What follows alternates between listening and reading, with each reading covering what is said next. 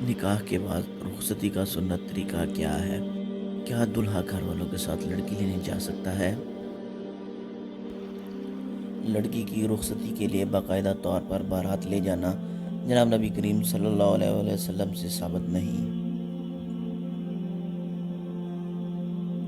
بلکہ آپ صلی اللہ علیہ وسلم نے اپنی ایک شادی میں دلہن کو لانے کے لیے ایک آدمی بھیجا ہے، خود دلہن کے گھر نہیں گئے۔ رسول اللہ صلی اللہ علیہ وسلم اور صحابہ کرام رضوان اللہ علیہم اجمعین کا رخصتی کے بارے میں یہ بھی معمول تھا کہ لڑکی کا باپ یا ولی لڑکی کو تیار کر کے خود یا کسی اور معتمد کے ہمراہ دلہا کے گھر پہنچا دیتا، جیسا کہ حضرت فاطمہ اور حضرت عائشہ رضی اللہ عنہما کی رخصتی سے متعلق روایات سے معلوم ہوتا ہے۔ حضرت عائشہ رضی اللہ عنہا کی رخصتی کے بارے میں بخاری شریف کی روایت میں آتا ہے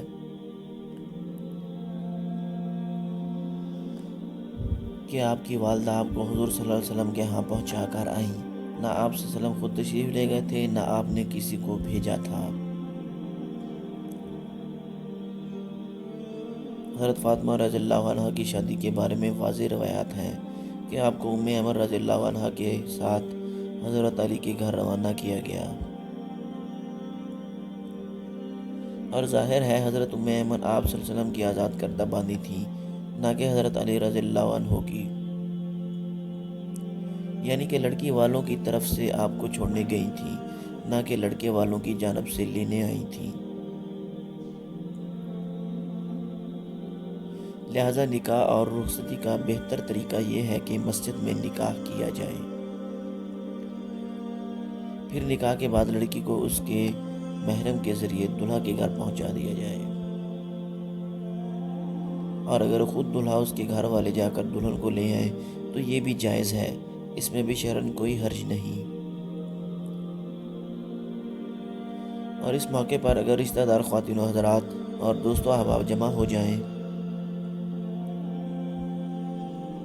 اور غیر شرعی امور و جا تکلفات سے اجتناب کیا جائے تو اس میں بھی کوئی مضائقہ نہیں۔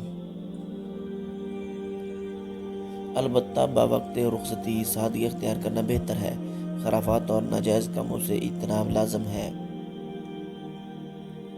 غرض اسلامی مزاج یہ ہے کہ جتنی سادگی اور بے تکلفی سے آدمی اس ذمہ داری سے سبکدوش ہو،